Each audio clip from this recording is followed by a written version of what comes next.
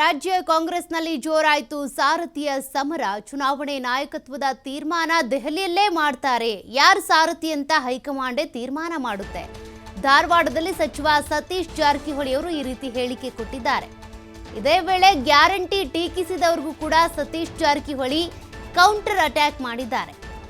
ದೆಹಲಿಯಲ್ಲಿ ಅವರೇ ಈಗ ಗ್ಯಾರಂಟಿ ಕೊಡ್ತಾ ಇದ್ದಾರೆ, ಮಹಾರಾಷ್ಟ್ರದಲ್ಲೂ ಕೂಡ ಗ್ಯಾರಂಟಿ ಯೋಜನೆ ಕೊಡ್ತಿದ್ದಾರೆ ಅಂತ. ಬಿಜೆಪಿಯವರೇನು ಯಾವಾಗಲೂ ಗ್ಯಾರಂಟಿ ಯೋಜನೆಗಳನ್ನ ಟೀಕಿಸ್ತಾ ಇದ್ರು. ರಾಜ್ಯ ಸರ್ಕಾರ ದಿವಾಳಿ ಮಾಡುತ್ತೆ ರಾಜ್ಯವನ್ನ ಅಂತೇಳಿ ಹೇಳ್ತಾ ಇದ್ರು. ಈ ಗ್ಯಾರಂಟಿಗಳು ಉದ್ಧಾರ ಆಗಲ್ಲ ಅಂತಿದ್ರಲ್ಲ, ಅದಕ್ಕೆ ಸಂಬಂಧಪಟ್ಟಂತೆ ಕೂಡ ಲೇವಡಿ ಮಾಡಿದ್ದಾರೆ. ಇಲ್ಲಿ ಮಹಾರಾಷ್ಟ್ರ ಇರ್ಬೋದು, ಬೇರೆ ಬೇರೆ ರಾಜ್ಯಗಳಲ್ಲೂ ಕೂಡ ನಮ್ಮ ಗ್ಯಾರಂಟಿಗಳನ್ನೇ ಅವರು ಕಾಪಿ ಮಾಡ್ಕೊಂಡು ಕೊಡ್ತಾ ಇದ್ದಾರೆ, ಆದರೂ ಟೀಕೆ ಮಾಡ್ತಾ ಇದ್ದಾರೆ ಅಂತ ಸತೀಶ್ ಜಾರಕಿಹೊಳಿ ಅವರು ಕೂಡ ಕಾಲೆಳೆದಿದ್ದಾರೆ. ಅದೇ ರೀತಿಯಾಗಿ ಹೈಕಮಾಂಡೇ ತೀರ್ಮಾನ ಮಾಡುತ್ತೆ, ನಮ್ಮ ಪಕ್ಷದಲ್ಲಿ ರಾಜ್ಯ ಕಾಂಗ್ರೆಸ್ನ ಸಾರಥಿ ಯಾರು ಅಥವಾ ಕೆಪಿಸಿಸಿ ಅಧ್ಯಕ್ಷರನ್ನ ಬದಲಾವಣೆ ಮಾಡಬೇಕಾ ಬೇಡವಾ, ಚುನಾವಣೆ ನಾಯಕತ್ವದ ತೀರ್ಮಾನ ಇರಬಹುದು.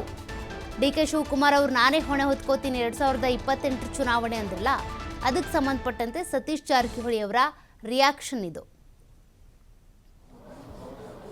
ಕೆಪಿಸಿಸಿ ನೇಮಿಸುವಂಥ ಅಧಿಕಾರ ನಮಗಿಲ್ಲ, ಅದ್ರ ಬಗ್ಗೆ ಪ್ರಶ್ನೆ ಇಲ್ಲ. ಅದು ಸಮಯ ಬಂದಾಗ ಹೈಕಮಾಂಡ್ ತೀರ್ಮಾನ ಮಾಡ್ತಾರೆ. ಅವಕಾಶ ಇಲ್ಲ, ಚರ್ಚೆನೇ ಇಲ್ಲ. ಅದಿನ್ನೂ ಅದ್ರ ಬಗ್ಗೆ ಚರ್ಚೆ ಬಂದಾಗ ಚರ್ಚೆ ಮಾಡೋಣ, ಈಗ ಚರ್ಚೆ ಅಂತ ಇಲ್ಲ.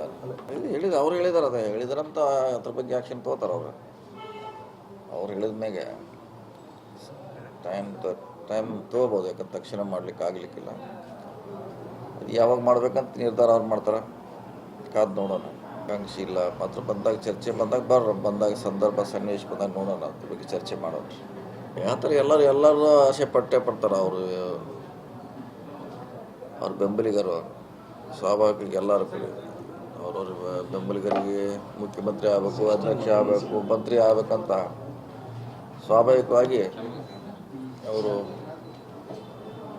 ಬೆಂಬಲ ವ್ಯಕ್ತ ಮಾಡ್ತಾರೆ. ನಾವು ಹೇಳಿಲ್ಲ, ನಾವು ಕೆಪಿಸಿಸಿ ನೇಮಿಸುವಂಥ ಅಧಿಕಾರ ನಮಗಿಲ್ಲ, ಅದ್ರ ಬಗ್ಗೆ ಪ್ರಶ್ನೆ ಇಲ್ಲ.